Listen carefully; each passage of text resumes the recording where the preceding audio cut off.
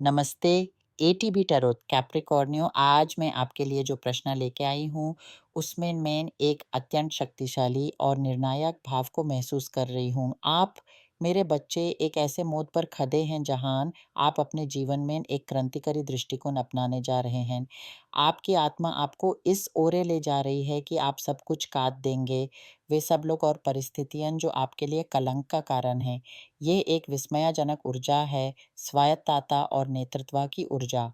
आज की ये दृष्टिकोण भगवान की अनुमति से आपके भविष्य की ओर एक पावन दरवाज़ा खोल रहा है। मुझे लगता है कि आपके अंदर एक बदलाव की हवा चालू हो चुकी है। ये बदलाव आएगा क्योंकि आपके मन पर कुछ ऐसे भर हैं, जैसे कोई बेरियान, कोई दोष, कोई दर्द जो आप उठाए फिर रहे हैं। कुछ ऐसा जो पिछड़ाव की तरह महसूस होता है, जैसे कोई पश्चाताप। शायद कहीं आपको अफ़सोस है कि आपने पढ़ाई में उतनी मेहनत नहीं की, या आपने कोई और ही रास्ता चुन लिया अपने सपनों के विपरीत। किसी ने व्यापार शुरू कर लिया पर मन में वो खुशी नहीं है। ये पश्चाताप आपके अतीत से जुड़ा हुआ है, जो कई आपके लिए काम या प्रेम के क्षेत्र से संबंध रखता है।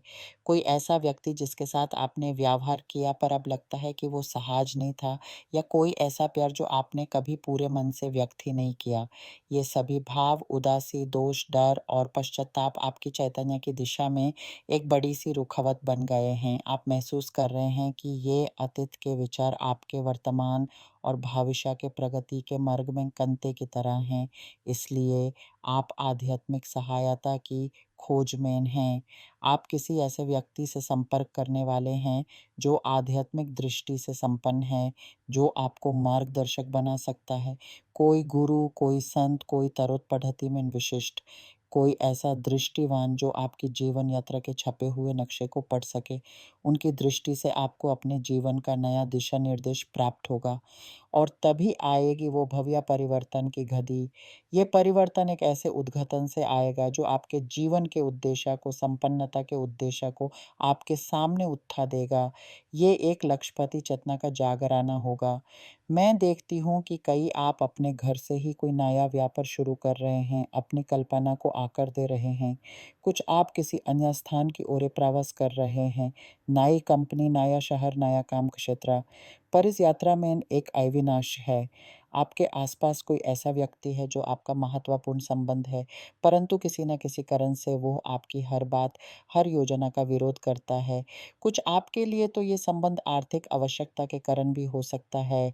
जैसे आप किसी ऐसे व्यक्ति के साथ रह रहे हैं जो नार्सिसिस्ट प्रकृति का है। शायद काम पर आपका अध्यक्ष या परिवार का कोई बड़ा सदस्य, जो आपको निरंतर नीचा दिखाने का प्रयास करता है। साथ ही आपका मन अभी भी अतीत में लटका हुआ है, एक गंभीर उदासी और पश्चाताप में डूबा हुआ है, और इसी भाव अवस्था ने आपके आनंद की भावना को रोक रखा है। कुछ आप इस दुखद अतीत से भागने के लिए किसी आदत में फंस गए हैं, अधिक धूपन, मदिरा सेवन, अत्याहार। जब ऐसे आदि हमारे जीवन में प्रचलित होते हैं, तो उसका मूल कारण अक्सर एक तन्ना, उदासी या चिंता से भरा मन ही होता है।